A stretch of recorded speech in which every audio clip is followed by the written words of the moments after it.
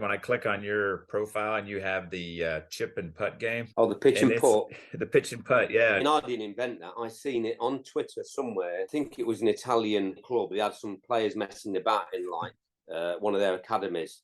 And I seen them doing that and I thought, I like that. So I started to do it in my boys. They were struggling because this was 5 or 6 years ago.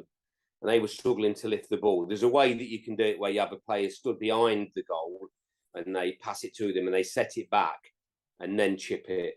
Okay. But as they've got with it, and then I decided to call it the pitch and putt. I thought, you know, with the golf thing. And then my team, Elston Park, they asked me to help coach the first team there. So I was with the first team for a year. And I'd already done a couple of warm-ups with them. And I said to the manager, I went, I'm going to do this one as a bit of a warm-up. And I call it pitch and putt. And he looked at me a bit, hey, what? So I did it with him. And it was me and him. And I did the worst pitch ever. And he wasn't a great footballer anyway, even though he was the manager. And he went, I'm not sure that's going to work. And I went, I've done it before with other teams. I said, no, they'll like it. I think it'll be okay. So we did it. We split them up the idea is you split them up into 2 teams. And these are quite, at the level that they're at, dead competitive. That's what you find. The better the team, they want everything to be competitive. It's no use just for fun. So we did it and I explained it to them. We had 2 of the bazooka goals, as you see on that video, 2 teams, and we're like all looking at it. And I said, we have a bit of a practice. Well, I tell you what, one team won 2-1. They were running around screaming, like going nuts. And there's a player that plays for them that's been around quite a lot. Aaron Preston, his name was.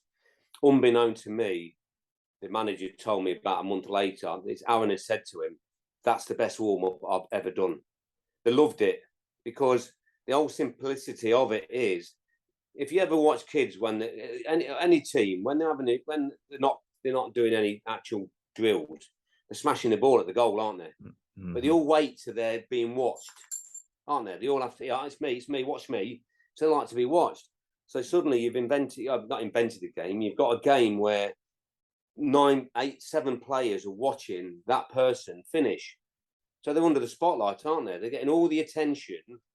So they're doing that. So then they all want to go there.